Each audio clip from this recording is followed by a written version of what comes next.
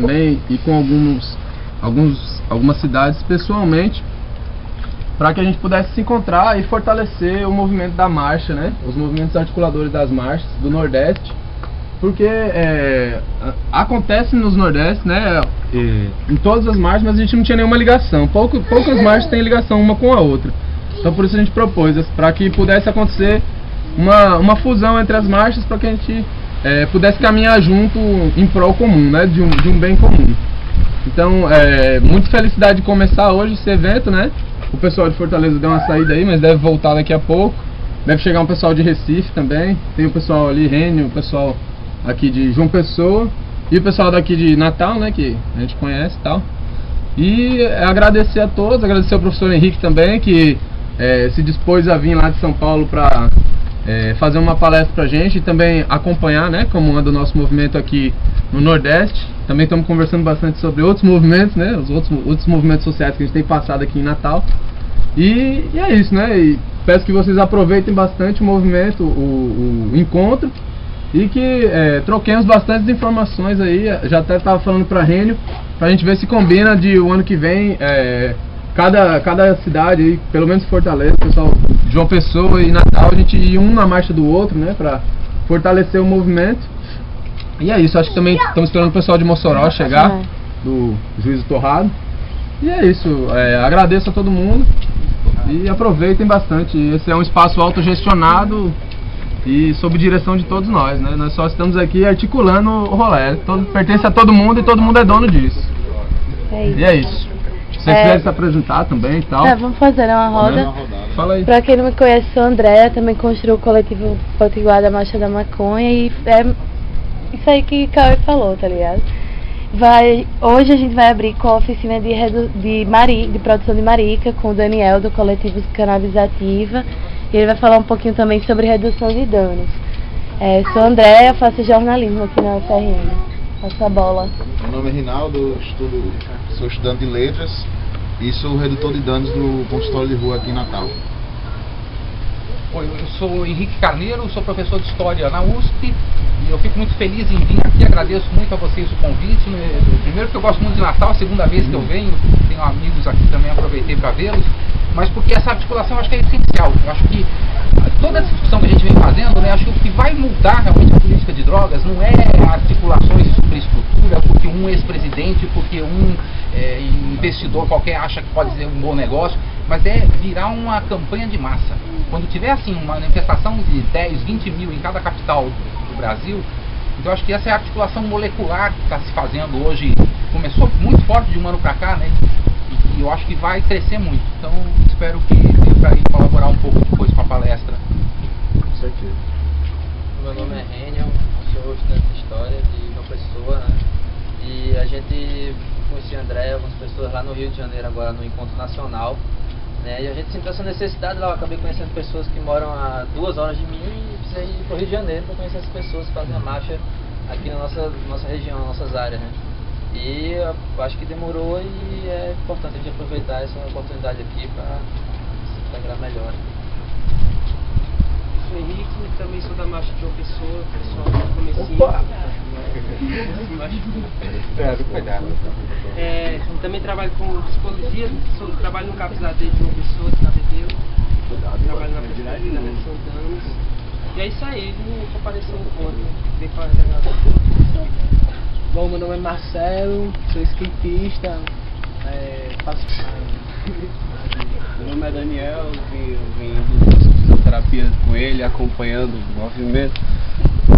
Ele me falou agora do movimento e eu vim acompanhando, mas também para prestigiar. Eu sou Ron, estudo engenharia mecânica e sempre estou apoiando o pessoal nos movimentos, apesar de não participar assim integralmente nas ajudas dos corres, das coisas, mas estou sempre apoiando, vou à marcha e apoio a legalização.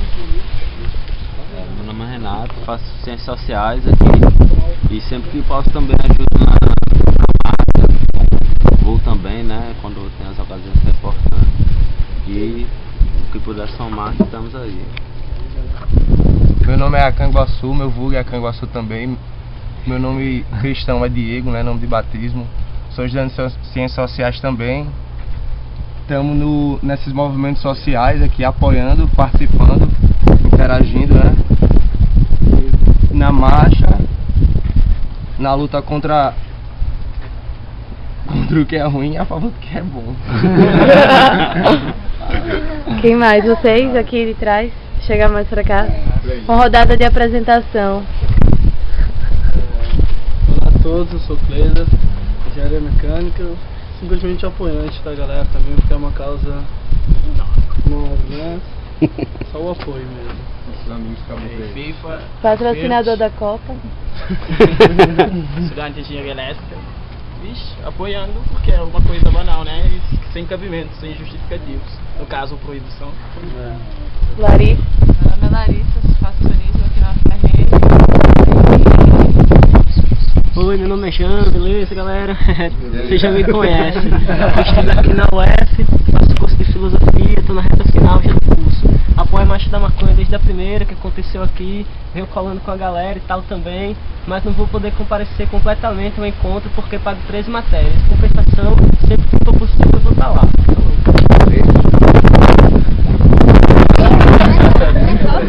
Tá presente, como é o seu nome?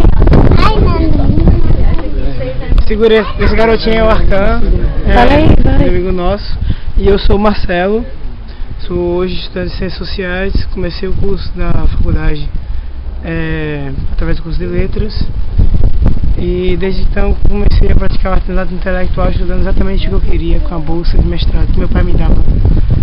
E hoje estou aqui na luta tradicionalista, por vontade própria e feliz. Eu sou Ana, faço Ciências Sociais e é isso. Meu nome é Alisson, eu sou residente e estou aqui fazendo essa representação do conjunto residente universitário e sou aluno de História. Meu nome é Carol, eu fazia História, que estava com o Daniel, mas aí tive que sair, agora eu faço contábeis na FARN, mas não abandonei o movimento, estou aqui para dar meu depoimento, que há 6 meses eu deixei e larguei os remédios que eu passei 9 anos tomando, sem parar, cerca de 6 remédios por dia, e agora só uso a cannabis. E sou a favor de que mais pesquisa surja para que muitas pessoas possam se sentir bem, assim como eu me sinto, só usando a cannabis, sem precisar estar com essas drogas aí, que o povo acha que é a solução e não é. É isso aí. Valeu. E por último agora, né? Tô aqui, né, a galera me colocou nessa laranjada aqui pra falar. Eu me chamo Daniel, né, pelo menos é uma das minhas identidades. Sou parte do coletivo Cannabis Ativa, com a legalização das drogas, né? A gente fez um evento muito parecido, né, no começo do ano, também com a articulação de professores de fora. E eu vim aqui para dar uma oficina, na real, sobre uma ideia que uma das formas de que essa ideia é aplicada, pelo menos por mim, foi essa das maricas, mas é uma ideia muito antes de mudar de hábitos, né? Mudar de sair do cotidiano, né? Mesmo estando aqui falando num lugar totalmente habitual e tal, totalmente corriqueiro, totalmente diário, mas o que eu pretendo aqui é mostrar a vocês uma maneira que, pelo menos eu encontrei, de escapar desse conhecido, né? Esse do lado tão distante diário, né? Pois bem. Eu vou começar, né? Então, um dia eu estava em casa pensando, muitas vezes faço. Vou fazendo, tá? Tô com vergonha de vocês. Eu posso cortar um pouco também pra te ajudar? Marcelo, eu tô aqui, acho que tá legal, né? Se alguém quiser ir cortando, tudo bem. Pode, quer ir? Corta esses de lado, tá ligado? Ficam mais de outros. Acabaram de tirar essa da rua dali? Sim, pois bem. Tava pensando em casa, chapado provavelmente ou não sei. Não lembro quando não Não lembro quando não tô, E lendo Pierre Bourdieu, filósofo francês, né? Muito conhecido na universidade. E o conceito dele é muito ligado com o conceito de arte. O latim,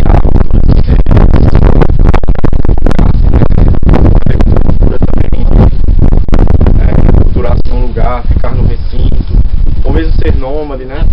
Habitar, alojar-se, né? Esse conceito carrega uma gama de sentido muito grande, e ele é o que constitui, na minha opinião, as nossas práticas chamadas cotidianas, diárias, né? Corriqueiras. São hábitos, né? Você faz sem perceber, faz sem... né? Aquela coisa de que não estamos prontos para a vida, mas sim nos aprontamos para ela todos os dias, né? Nos vestimos e tal, são coisas corriqueiras, né? E eu tenho pesquisado ultimamente muito um filósofo também francês, mas um pouco mais de outra geração, né? Que é o Jacques Derrida. E esse autor trabalha muito com um prefixo, na real, que surge em vários momentos da escrita dele, que é o prefixo des. D-E-S, né? Des. E no português há uma gama imensa de palavras que começam com esse prefixo. E esse prefixo tem a ver exatamente com esse movimento, que é o movimento que eu estou fazendo agora. Porque estou na instituição onde estudo, porque estou na praça onde me reúno com meus amigos. Estou falando daqui, do lugar da identidade. E ao mesmo tempo ele é essa entrada e essa saída, né?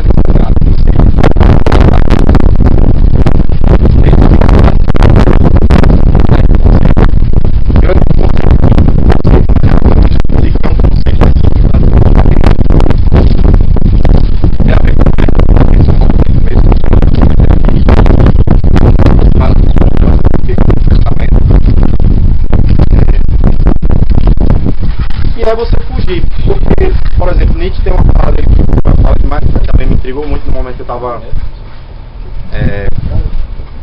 pensando essa ideia, né, que foi uma frase que ele fala assim, que o habitual é o familiar, e o familiar é o mais conhecido, né, o mais corriqueiro, quando na real esse familiar é o mais desconhecido, né, ele é o erro dos erros achar que esse familiar, esse diário, esse cotidiano é o conhecido, quando na real é o mais afastado. Porque é o lugar de onde nós não saímos, né? Quando o pensamento vem à nossa cabeça, nós tentamos segurar ele com toda a força que podemos, né? Espera um cara aí.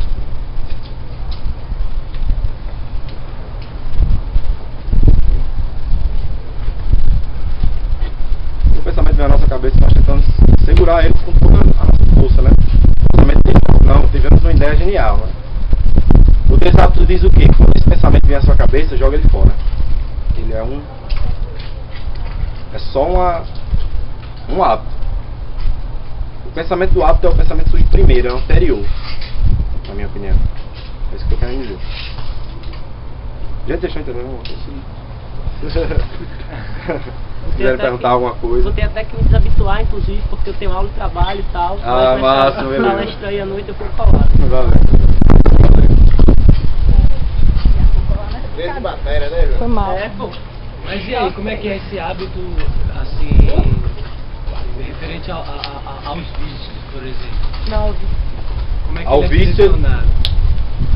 Pois bem, aí, como uma maneira de digamos, colocar em prática esse conceito, né, de sair dos hábitos, de desalojar, né, de desconstruir o próprio lugar que habita, né, tentar revê-lo.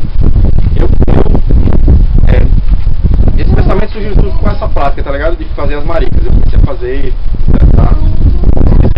Fiz a primeira, essa oficina já foi dada antes, né, no começo do ano. Cuidado na rua também, né? Na rua também, E me veio como uma maneira, não, estou criando um conceito para tentar sair de um hábito, né? A ideia é essa, básica. Então estou fazendo uma prática diferenciada e que pode reduzir o dano, porque é uma desabitualização, uma prática de fumar cigarro, assim. Uma prática histórica, né? E recente até, tipo, início do século XX, né? As pessoas começaram foram criadas as empresas que hoje vendem cedas pelo mundo, Smoke, Pure Hemp, né? Várias dessas empresas surgiram no século XX, né? Criando em massa esse aparato de fumar cigarros dessa maneira que nós fumamos hoje, assim. Quando você cria maricas, no meu pensamento, né? Quando você cria maricas, bongs, acessórios, caminhos diferentes e possibilidades diferentes de fumar, qualquer coisa que seja, de crack, a maconha, qualquer substância que você use ela por um hábito diferente, você já está reduzindo, na minha opinião, o vício, né? Porque o vício do cigarro também é gestual. Levar o cigarro à boca dessa maneira, né?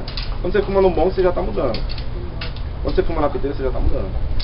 Quando você fuma uma parada mais louca ainda, sei lá, porque dá pra gente, o bambu, você pode criar. Eu já criei piteiras que vinham cana aqui, você botava um beck aqui, outro beck aqui e fumava. Nada chapante, né? Ainda junta a criatividade, né, Daniel? Aí... da carranca, mesmo. Gosto da carranca. Tinha da carranca, assim o bong, né? Só passa aí pra você pegar. Passarinho? Passarinho?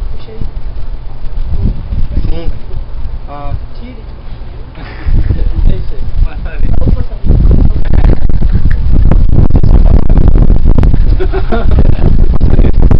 Cuidado. É o caralho. Isso aqui, por exemplo, já daria pra encaixar em outro lugar, entendeu? Pega pra fumar.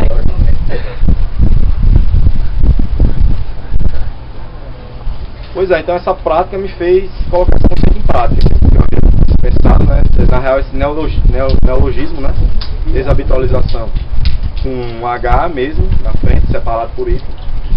Que é essa ideia de entrar nos pensamentos, entrar nos hábitos, entrar nas ideias que se fazem todo dia, fumar maconha, conversar com os amigos, mas sempre tentando criar caminhos, rota de fuga para não se prender exatamente ao vício, que é o hábito totalmente fincado, totalmente feito, alcançado na sua plenitude, né? De convicção, o vício, né?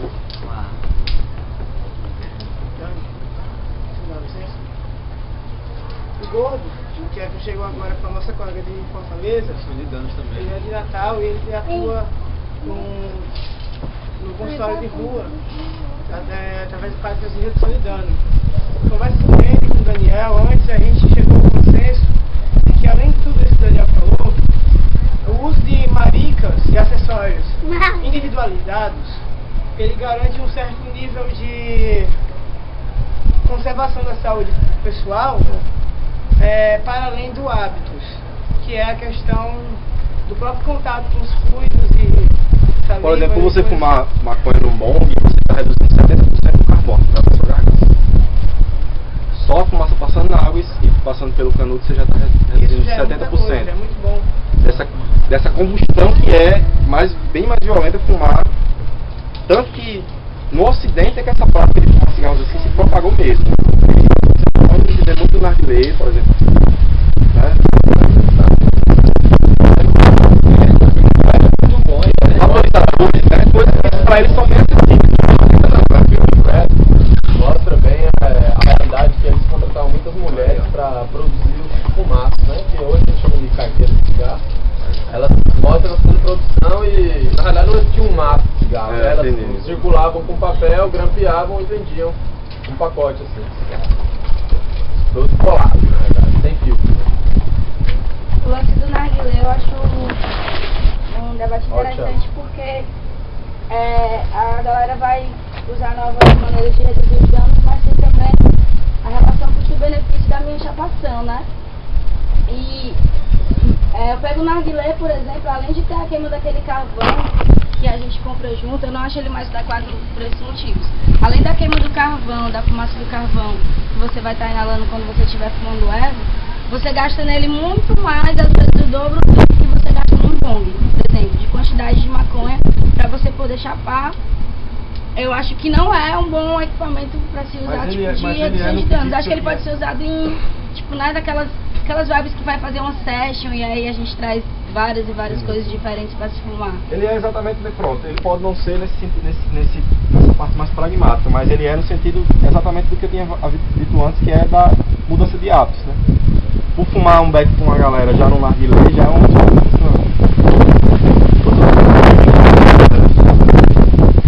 principalmente. Mas tem que ter o carvão, desculpa. Mas tem que ter o carvão sempre. tem, acho que tem. Narguilé tem. Como é que Porque ele não vai funcionar do jeito que tem que queimar com a mão. o bong é que queima direto. Acho que ele não puxa água igual do bong, que puxa por causa da pressão. Ele tem várias mangueiras até. Mas o problema, minha gente, não é o narguilé, o problema é que não é legalizado, a gente não pode plantar, porque se tivesse plantado lá em casa não ia faltar maconha pra eu fumar no narguilé, no bong. Nessa perspectiva, então, a marica, ela já é... A gente fuma uma maconha também que a gente não sabe o que é, né? Tá falando com o vídeo antes da plantação. Se a gente plantasse também, fosse legalizado, a gente pudesse plantar um skunk, talvez a quantidade que a gente fumasse de maconha, né? Ou no bong ou no papel já seria menor. Né? Então tem esse lance também. Eu acho que aí a produção ela A palestra do Renato Malcher, né, ficou assim, todos os benefícios que o uso da maconha traz e todas aquelas informações que ele passou do aumento da capacidade pulmonar, dos alvéolos, tudo isso, até para quem tem asma, é baseado no baseado. Quer dizer, é no tradicional modo mesmo, enrolado na... Mas ele mesmo disse que, geralmente, quem é usuário de cannabis medicinal, se puder utilizar o vaporizador, é mais eficiente. Mas assim, aí no caso não seria só para medicinal, para todo mundo, né? Ó, eu tive pneumonia, mas eu tive que parar de fumar, né? A minha pneumologista, ela sabe que eu fumo maconha para fins medicinais recreativos. E aí ela tentou diminuir, ela disse que tem que fumar menos, porque a fumaça estava me fazendo tossir bastante. E eu tossia tanto que eu vomitava de tanto tossir, tá ligado? E aí eu arrumei um vaporizador, melhorou 100%, tá ligado? 100%. O alcatrão, né? Que é o ato de fumar. E o que ela falou, que tipo, a questão não é a maconha em si, é o ato de você estar fumando. Então tente ao máximo diminuir, tipo, aí eu cheguei a colocar no suquinho, tá ligado? Passar no suco, algumas coisas aí. Uns bolos, mas bolo é mais... Os Nesconha. É mais... dá mais trabalho, mas assim... Nesconha, leite, Nescau e maconha. Não, eu tomei com... Eu botei no suco de maracujá. Foi massa. E assim, só lembrando que... A maconha com chá de maçã, com camomila, alecrim. Tem seus amigos ali, aquela roda. São imagens que circundam as décadas, né? A imagem de uma pessoa fumando. Até para a própria redução de danos, esse hábito que existe de como fumar, de vez em quando até atrapalha, porque a gente fez uma oficina com o pessoal da população de rua sobre a questão da marica. Por quê, né? Além da questão do benefício de você estar reduzindo a questão da fumaça quando vem inalando, que aí vai esfriando um pouco e atinge menos a sua garganta, tanta queimação, tem esse debate que tem que ser feito, né? Porque é difícil você tentar implementar um hábito dessa galera. Até a gente tem que entender qual é o contexto deles, né? Não, peraí, o hábito que a gente não quer, na verdade, não é mudar seu hábito, mas melhorar, é trazer uma nova expectativa em cima da redução de danos. E aí, até para redução de danos fica difícil quando a gente tenta... É porque se você está acostumado a receber sempre a opressão e sempre você vai ter... O seu problema de resolução dos problemas com as drogas é você parar geral. Quando você escuta pela primeira vez que velho, você não quer parar, tudo bem, mas a gente tem aqui algumas técnicas para você reduzir o dano, o cara fica, como assim reduzir os danos? Isso aqui é uma merda. A gente estava falando numa discussão lá em Fortaleza a respeito da problemática do usuário de álcool e do crack. Que o usuário de álcool, ele tem um problema, a maioria desses usuários que são alcoólatras, eles têm uma dificuldade de assumir que ele é alcoólatra, que ele é dependente, justamente pela droga ser uma droga lícita e que é social e tal. O dependente do crack, a maioria das vezes ele diz que ele é dependente, que ele é fudido, às vezes ele é até mais exagerado do que a situação dele mostra, porque ela é ilícita e o ilícito diz que você não pode usar. Então quando você chega com redução de danos nessa galera, é uma chegada bem diferente, né? Bem devagar e tal, pra galera poder... Até hoje, viu, Daniel? O pessoal tem gente ainda com a marica lá, viu? Aonde? Mas a ideia eu peguei na metade. A ideia da redução de danos e tudo da cannabis é como eu disse, né? Ela é uma coisa, uma alternativa que eu achei e mudei realmente, e foi uma experiência muito boa durante o tempo. Eu fiquei um tempo muito vidrado nisso, fiquei fazendo muitas marias pra galera. Tô ligado. Eu fui lá no carro pro sul. Chegava num supermercado assim, um negócio, qualquer coisa. Tudo que via. Tudo que eu via, eu ficava já. Eu me lembro. Isso aqui, articular com essa esse outro objeto. Você pesquisou a origem da palavra? Marica? Eu nunca descobri a origem. De onde vem a palavra marica? A marica vem Deve ser de um contexto machista. Será? É, porque o homem que fumava em cigarro, em coisinha aqui, de piteira, com certeza era maricas. Maricona, tipo... Maricona, que vem de maricona. Eu sempre pensei nessa hipótese, que é a mais... Que é de uma construção literária do que é uma maricona. É uma construção literária que eu não vou recorrer agora. Mas assim, o que seria adequado seria usar pipe, flauta. Tem uma criança que eu conheci uma vez que ela disse que o pai usava uma flauta para fumar. E acaba tendo, e o material em si acaba sendo muito parecido com uma flauta. A forma sendo muito parecida com uma flauta. Só que o conteúdo é outro. O conteúdo do nosso arquétipo imagético é alguma coisa para fumar. Alguma coisa, qualquer coisa que sirva para fumar. Alguma coisa que sirva para fumar e que não te faça mal. Alguma coisa que sirva para você fumar, reduzir seus danos, fazer com que seu beck dure mais tempo. Fazer com que com isso você fume menos maconha, fazer com que isso utilizando esse objeto de desejo, essa ficção abstracional do que é que aquilo que está usando para fumar, venha contribuir positivamente para a sua vida. Então na realidade a gente está falando disso. E marica, eu tento evitar usar. Eu chamo o meu de carcará, e eu chamo outro objeto que eu uso para fumar de instrumento xamânico, porque ele faz um barulho e quando eu toco isso e as pessoas atrai as pessoas que está sob muita gente que usa da marica, elas começam a pensar, bate esse, não, então vou botar esse, então aquela marica que tem um negocinho para fazer barulho, que a gente chama de xamã, chamando atenção para a necessidade do meu, o seu e todo mundo, e é mágico. Pessoas humanas. Ele usa a palavra. Tem aquele Alceu Mainar de Junho, acho que é do folclore brasileiro. Tem até fotos antigas, acho que dos anos 30 ou 40 deve ser, com denominação de marido. Mas deve ser essa hipótese mesmo, de ter uma relação com a atribuição de gênero, de homossexualidade, de ser uma forma delicada, de uma compiteira. Porque, por exemplo, quando uma coisa que a gente ficou também claro na palestra dos professores, né, no começo do ano. Os professores falam muito do setting, né? A ideia dos 3 S. Sujeito, né? Sujeito, lugar, distância e lugar. Cena. Que é setting de cena. E a substância em si, eles já deixaram bem claro que qualquer substância em si é muito pouco provável que ela vicie da maneira que nós vemos. Que vicia a dose, né? Não é a... Por quê? Porque os hábitos de consumo de drogas ilícitas na nossa sociedade são muito perigosos. São riscos de vida. São coisas escondidas em casa, normalmente, não sob os olhos dos pais, que são os referentes. São os que mais constrangem, né? Ou seja, esse setting carregado, cheio de hábitos já consagrados pela nossa sociedade conservadora, faz com que o cara se entregue completamente, pô. A saída dele é aquilo, né? A saída acaba sendo isso. Tanto que eu vejo que pessoas vão na maconha, acabam totalmente, né? Ficam só com isso. Até o professor disse... Não mudam do hábito, tornam um hábito completamente único, exclusivo. Até eu lembro um pouco do Malcher também, ele falou... que é importante que a gente... Malcher, não sei, eu chamava ele de Malcher, é Malcher.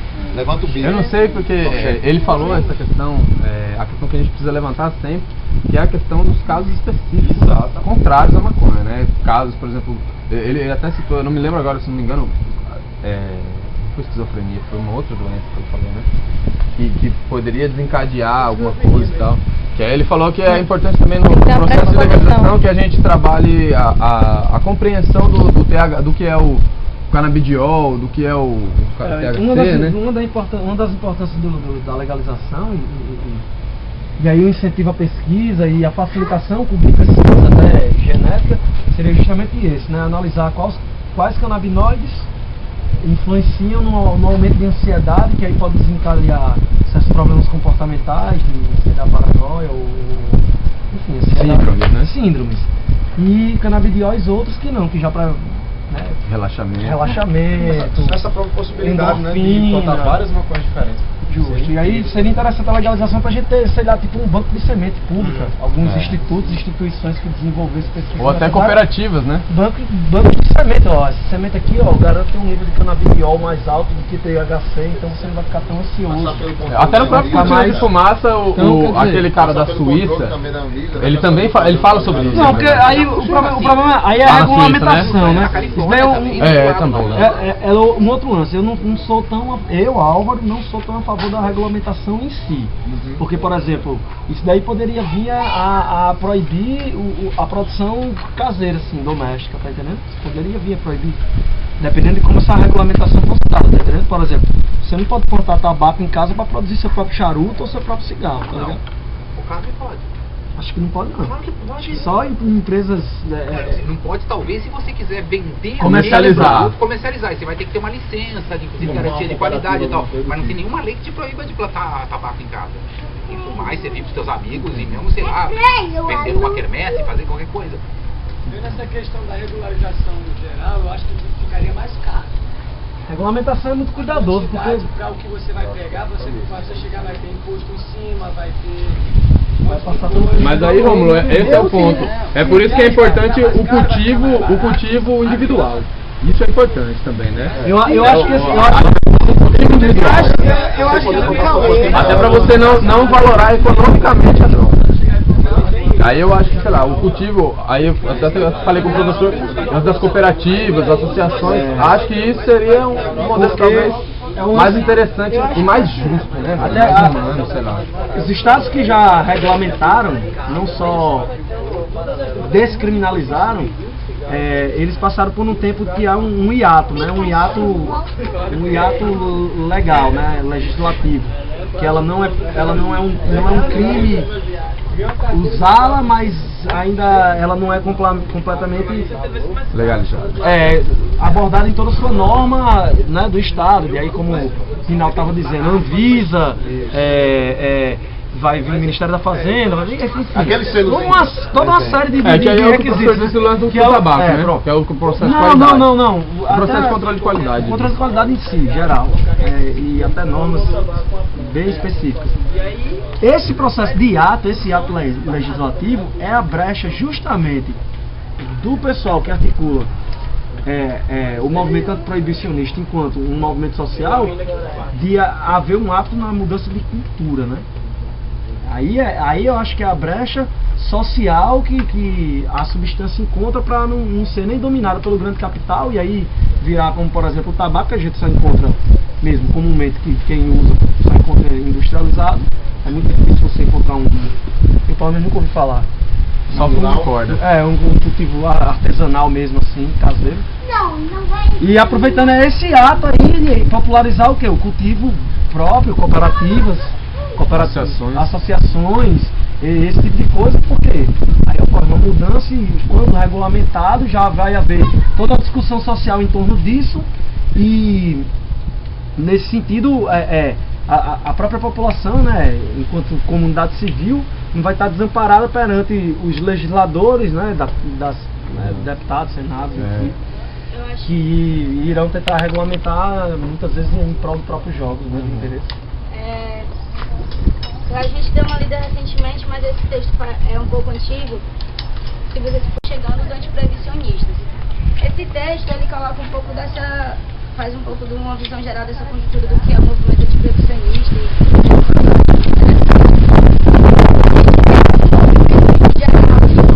pessoas, ativistas que se organizam por essa causa, diversos.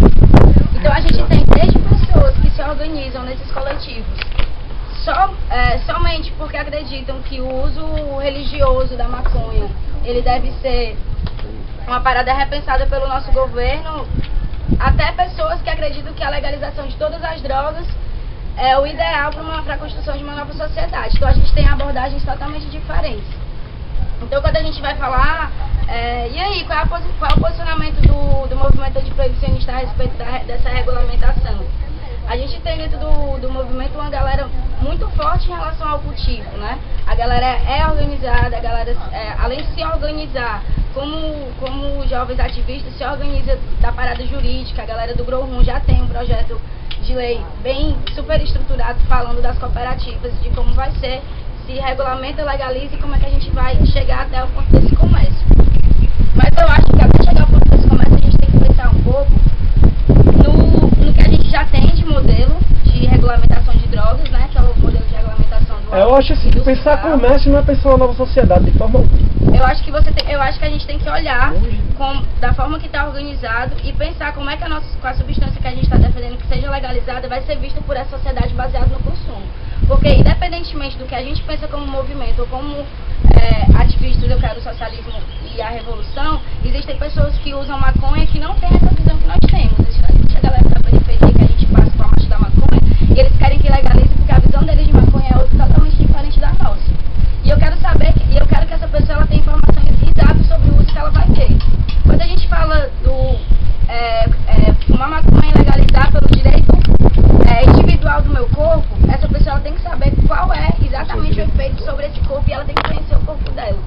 Por isso que a gente leva tanto que maconha não é pra todo mundo. A gente quer legalizar, mas maconha não é pra todo mundo. Existem pessoas sim que não podem usar maconha.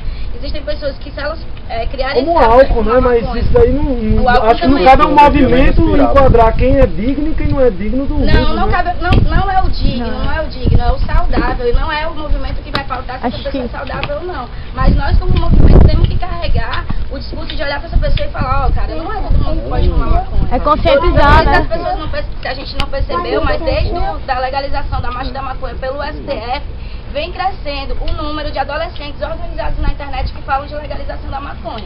E aí? E os adolescentes que entram, a gente sabe, a gente começou a fumar muito cedo, tem pessoas que começaram a fumar com 15, outros com 14 anos. E o uso da maconha exagerado por esses adolescentes. A gente sabe que como movimento que está pedindo a legalização, eu acho que a gente tem que pensar amplo para depois, quando os argumentos proibicionistas vierem para cima de nós, a gente saber responder que a gente não está pensando só pelo direito individual de que eu quero fumar, mas que eu sei o que eu estou fumando e sei exatamente quais são as causas, quais são os benefícios, e eu não deixo de lado os malefícios, porque também a gente não pode... Eu não acho que a gente deve levantar a parada da legalização e falar que maconha é a cura para tudo e a gente salvou o mundo. Não, existem pessoas que não podem usar, existem outros que são difíceis e essas pessoas têm que ser pensadas no segmento delas. Mais ou menos isso. Quando eu procuro falar de consumo em Fortaleza, eu sempre procuro reiterar que não é para todo mundo, que as pessoas têm seu limite, você tem que saber exatamente qual é a substância quando vai usar. É interessante assim, porque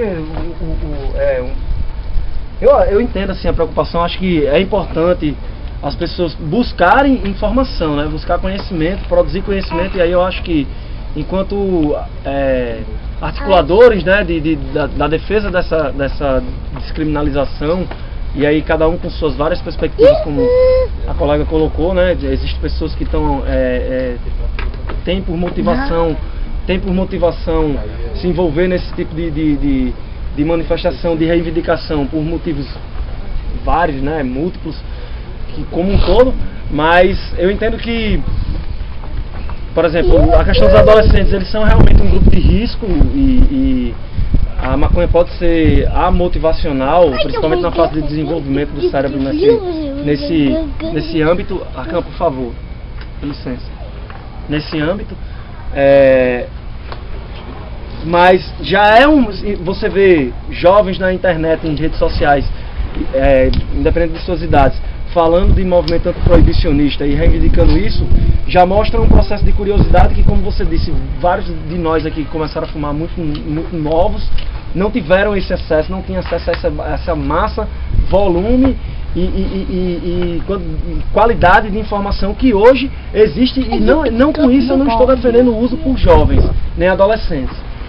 Eu estou dizendo que o fato deles estarem se articulando, reivindicando o direito de liberdade de uso do próprio corpo, por mais que ainda não tenha toda a apreensão do que aquilo dali significa, já é muito mais positivo do que há 10 anos atrás, 15 anos atrás, que sequer isso daí havia. Então, eu acho que aí, enquanto articuladores, eu acho que o interessante é pensar tudo isso. Esses encontros são muito bons para a gente expor nossas perspectivas, as mais amplas, entender como a contingência de cada localidade, né, como ela dá esse processo de articulação da reivindicação da marcha e movimento proibicionista como um todo, e também, meu irmão, que os grupos sejam cada vez mais propositivos. A colega falou de grupos que, por exemplo, já têm teorias bastante detalhadas e elencadas de cooperativas de consumo, não é? Isso é bastante interessante. Aqui, particularmente, isso daí ainda não há um estudo, pelo menos do nosso grupo, assim, da gente aqui, vários indivíduos que se envolvem, ainda não se articular para fazer esse estudo em si, publicando assim, mas existem estudos esparsos, e a gente também pensa principalmente na descriminalização como uma porta de sociabilidade para as comunidades que são criminalizadas, são marginalizadas, jogadas à margem da sociedade, e é fazer o que a gente pensa enquanto articuladores e reivindicadores da descriminalização, é ser propositivo nesse sentido. É como nós poderíamos pensar em estudos para desenvolver modelos de descriminalização ou regulamentação. Isso leva um tempo muito grande, burocraticamente, independente do ponto de vista de cada um. A regulamentação é uma tendência, é um fato, mas também não se dá assim. E se a gente se articula para pensar, por exemplo, desde o grupo cooperativado, plantando no sertão nordestino, por exemplo, que tem um dos melhores climas para se plantar a cannabis sativa, desde que haja estudo de solo e de sementes, desde essas cooperativas em solo, em loco, ali, reforma agrária, pensar como associar a reforma agrária com a descriminalização, plantio para comércio, tudo isso, até em cooperativas de comercialização dentro, reunindo o quê? As pequenas comunidades. Então, falando aqui da nossa realidade local, né, vocês não vão conhecer o nome de várias periferias, mas eu vou só elencar algumas periferias que fazem comércio da massa. Então, o Parque Coqueiro, o Mosquito, a Vila de Ponta Negra, todas essas comunidades, o quê? O pequeno traficante ali, o cara que está fazendo daquilo dali, realmente ele não tem grandes luxos, o cara no máximo comprou um carro usado e não se preocupe, maconha hoje em dia não dá mais dinheiro desse jeito. Dá dinheiro fraco, uma moto ele compra para agilizar o trabalho dele. Então, quer dizer, isso não é um enriquecimento ilícito. A própria sociedade ocidental capitalista prega isso. Você tem que trabalhar, se esforçar, ganhar, consumir, principalmente comprar um veículo motorizado e assim. Então, quer dizer, aquele cara que não teve oportunidade, ele está se valendo nisso. Então, que a descriminalização não empurre ele para outra marcha, porque tipo assim, tirar da mão do bicho uma coisa que ele comercializa ali para botar muitas vezes a comida em casa, ele vai, meu irmão, ele vai continuar vendendo crack. Então vai ser necessário pensar, e aí a descriminalização do crack, e aí como é que vai ser?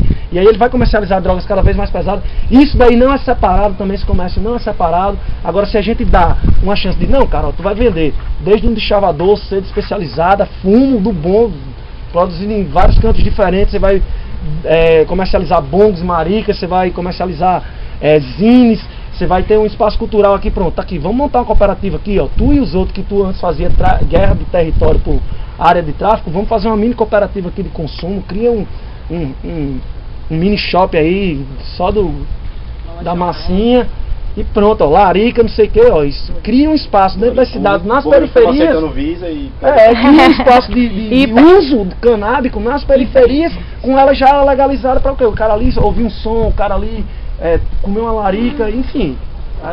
Eu acho que é nisso daí que nós que nos esforçamos em pensar o movimento pró-legalização, anti-proibicionista, acho que é nisso daí que a gente tem que focar, assim. O que é que a gente pode, enquanto movimento que está se articulando, pensando, usando muitas vezes do espaço da academia para isso. A academia existe para produzir conhecimento. Então, que conhecimentos a gente pode oferecer para que isso daí seja realmente um avanço social? Não é a salvação do mundo, não vai ser. Não vai ser, mas pode ser uma contribuição para uma melhoria de alguma forma, pelo menos. Eu acho que é assim.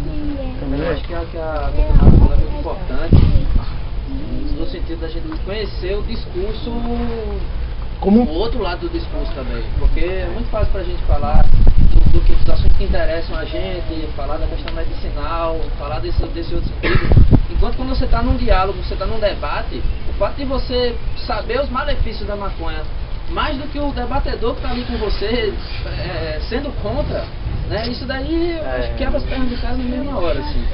E principalmente hoje em dia que eu vejo uma mudança muito grande da minha época, que eu fumava maconha quando eu tinha meus 14, 15 anos, para a galera de hoje, né? Principalmente a gente aqui do Nordeste, a gente é acostumado a pegar a dólar, né, a abrir, a ver a belota, a tratar ela como uma flor, tratar ela como uma planta, né? A gente olha ela, a gente compara os camarões, a gente diz, ó, esse veio dali, tá ligado?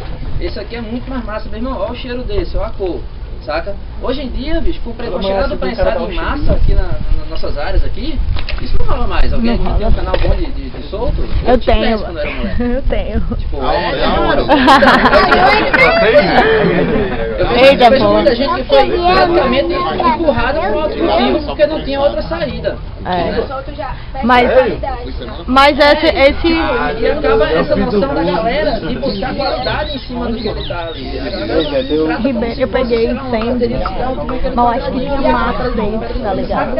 Até a própria, essa própria falta de informação da galera, Eu procura pela maconha não, o line mais dele tá caído. mais prensado, melhor.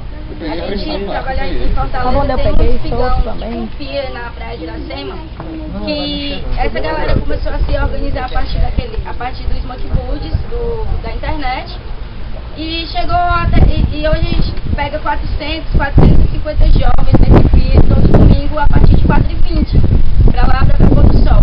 E a gente começou a chegar lá pra bater papo com essa galera, então a galera que a gente não viu na marcha, mas nas nossas outras atividades, essa juventude não estava presente, foi lá bater um diálogo com eles. Velho, os moleques não fumam solto de forma alguma.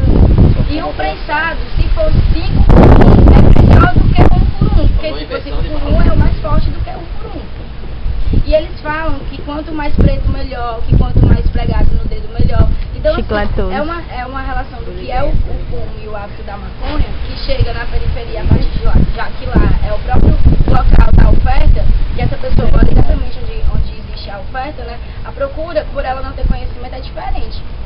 Então, tipo, a gente chegou pra bater um papo com essa galera e tentar falar um pouco de solto e tal, não sei o que. E uma vez a gente colocou uma foto polêmica na internet, que era uma foto de uma belota cultivada e tal, bem verde, e um prensado. Aí, o que é maconha pra você? Velho, a galera pirou mesmo e tal, não sei o que, isso não é maconha e tal. E a gente, caralho, velho, vocês não conhecem a flor da maconha. Pode crer. Existe, e essa galera acredita na legalização, essa galera quer que legalize, essa galera tá lá na marcha sempre e tal. E aí, como é que a gente faz o diálogo pra essa galera? A própria galera que tá defendendo a legalização não tem tanta informação. O coletivo ele procura fazer essas reuniões direto, assim. Faz uma lista de argumentos proibicionistas que você ouviu hoje ou durante a semana na sua casa e traz para a próxima reunião com a gente. A gente lista lá na parede, coloca os argumentos antiproibicionistas e vai cada um testando. Se você pergunta para ele como é que você respondia. E aí, o que tu responde disso? E a gente consegue construir um discurso único do grupo, para quando um dia for pro debate, for rebatido com esse argumento, a gente já saber, puxa, pau, é isso. É sempre legal a gente ficar perguntando qual é o novo argumento antiproibicionista que surgiu. Porque a gente sempre aparece com um argumento antiproibicionista, cara. Então eu não acho que os proibicionistas também não se organizam. Eles se organizam e cada vez eles vêm com um argumento pior pra querer derrubar. Então a gente tem que discutir o que eles falam. E só pra gente relembrar aqui, que a gente também não pode cair em algum discurso que alguns companheiros da marcha estão usando, né? Que se apropriar só da legalização da maconha e aí não, se acabe-se a luta e fora isso também, acaba criminalizando as pessoas que são usuárias de outro tipo de droga. Com certeza. Que é aí que está o grande problema. Assim, eu particularmente eu defendo a legalização de todas as drogas. Mas eu também tenho noção de que hoje a gente só tem acúmulo de força, o que a gente conseguiu acumular com as marchas da maconha, que seja permitida a legalização da maconha. Eu acho que já é um avanço para a gente poder futuramente legalizar todas as drogas. Porque de longe não era nem para estar na lista de ilícito, né? Isso. Então, na verdade, eu acho que a expectativa que a gente toma, e aí eu acho que a gente, entre a regulamentação ou do jeito que está hoje, eu prefiro a regulamentação. Eu acho que a gente tem que tentar avançar, e aí na própria regulamentação a gente tem que também criar uma disputa, né? Que além da regulamentação, que ela também possa, que ela garanta o cultivo próprio também das pessoas que possam plantar na sua casa, né? E ao mesmo tempo ela possa vender nas farmácias ou em algum lugar específico as pessoas que queiram comprar. Usar para fazer roupa. Isso, com certeza. Usar para fazer carro, casa. E aí só lembrando um pouco outras também... tecnologias sustentáveis através da maconha. Que é que o companheiro também falou, né? Que antigamente realmente, quando a gente ia pegar maconha, pegava R$5, era uma fartura de maconha de solto, velho. Era uma fartura. Hoje, realmente, com as pessoas com essa só questão do prensado, R$5. Aqui, só uns 20 anos, né? Deixa lá. Mas eu acho que a gente também não pode cair nesse discurso de dizer, oh, não, é natural realmente, para redução de danos natural. A gente sabe que não afeta tanto como um prensado, mas a gente também tem que saber o seguinte, não é usando um discurso assim, não, é contra o prensado e a favor do natural. A gente também tem que saber dialogar, porque na periferia, principalmente como você falou, se você chega com um discurso desse, você não consegue dialogar. A galera quer logo, isso é doido, tá doido, eu quero me lombrar, ficar aqui é doidão. Agora sim, o preço da maconha sobe, a gente sempre que junta um monte de maconha, sempre rola essa frase, né? Pô, mas quando eu comecei a fumar era esse tanto e tal. Pô, várias outras coisas que quando a gente começou a comprar também era outro valor, assim. Não é porque está no mercado legal que não vai fugir a lógica do capitalismo. É capitalista, não vai fugir, pelo contrário, é o partido da mesma lógica. E por não ser regulamentado ou legalizado, é que parte para a violência para poder garantir. Mas o preço vai aumentar mesmo, você tem que falar outras coisas continuar aumentando. A não ser que mentira. Daniel? Sim, galera. Sempre que eu estudei o uso da maconha, então no conceito proibicionista da agora, nas escolas estava estudando matéria que é FPS, formação de pessoa social, nunca dão a diretividade do que o que é que faz mal do produto, por que faz mal. Tem uma lista de que faz bem, o que são as drogas faz mal, porque vicia, faz isso, faz aquilo. Mas eu não sei o que tem lá. THC eu só vim descobrir quando eu estava crescido, eu já sabia que era maconha de criança, assim, no caso. E como ela disse também, isso é uma arma para ser usada num conjunto de antiproibicionista. Sobre a educação, uma educação bem feita, da forma específica do material, do que é que contém cada material, o que é que faz cada coisa. Eu acho que é uma arma usada como nós e para ser uso de um uso consciente para cada pessoa, no caso. Que todo mundo utilize ele de uma forma consciente. E isso é usado com a educação, a televisão e tudo. Mas hoje em dia o que se vê, álcool mata, isso mata, mas não mostra o que é isso, não... Não use drogas. Não use drogas e pronto. Sobre o que eles dizem que te mata, o que te faz mal, o que não tem, não se tem. Ninguém quase tem. E a gente tava brincando que tipo, porra, a galera fica com a história de que tudo que é proibido é mais gostoso, e aí vem o governo e diz pra mim que eu não use drogas. Porra, eu tenho 14 anos de idade, eu fumei um beck, não fiquei viciada, não fiquei com vontade de bater na minha mãe, não vendi nada lá de casa e o governo disse que eu não use drogas. Aí, porra, eu tive outra oportunidade, cheguei ali, fui pra um show, tinha uma galera cheirando pó. Aí eu fui e cheirei também, porque eu fumei um beck e não me viciei. E drogas eu não posso usar nenhuma, tá tudo igual, é tudo proibido e tudo mata. Aí eu, porra, fui e cheirei e tal. Aí eu vi que era diferente, uma parada relaxante, outra estimulante. Mas não vou me viciar, velho, não me viciei em maconha, porque eu vou me viciar em cocaína. E assim você vai na cadeia, assim, a porta de entrada é justamente dizer não use, né? Porque se você coloca todos no mesmo bolo, e se eu uso uma no nível que não me trouxe o mal que tinham me prometido, como é que eu vou saber que a outra vai trazer ou não vai trazer? Ninguém me explicou qual era a diferença delas entre elas, né? Daniel? Oi. Sim, galera, eu vou encerrar, né? A parte prática da coisa é tão simples, né, com bambu, que fica até enfadonho, né, de dizer, mas a questão é mais que as ideias mesmo, foi maravilhoso ter ouvido as opiniões e tal. Eu sou uma pessoa muito cética, tá ligado? Foda. Então eu não tenho como dizer pra vocês assim, como a sociedade vai ser, tá ligado? Os ideais que eu almejo, de como vai acontecer, tá ligado? Assim, como deve ser melhor, porque eu acho assim, os caras lá que estavam, por exemplo, no Nicarágua, tá ligado? Matando a galera na Revolução Nicaragüenha, as crianças, achavam que estavam fazendo bem, tá ligado? Ou seja, nós estamos achando hoje que estamos fazendo bem também, tá ligado? Será que é o bem? São questões filosóficas que me prendem a essa coisa do futuro, entendeu? Essa coisa de dizer como deve ser, ou como deveria ser, ou como eu acho que seria melhor, e esses planos, né? Esses planos me incomodam muito. Por isso que eu propus esses 10 hábitos mesmo, porque eu acho que é exatamente essa saída dos planos, saída das ideias corriqueiras, né? E o máximo que eu pude fazer aqui foi isso, despejar uma ideia. Peraí. Obrigado pela presença de todos, até mais aí. Sim, André tem uma vez. Tá reservado lá, né, pra nossa próxima atividade, que é o debate.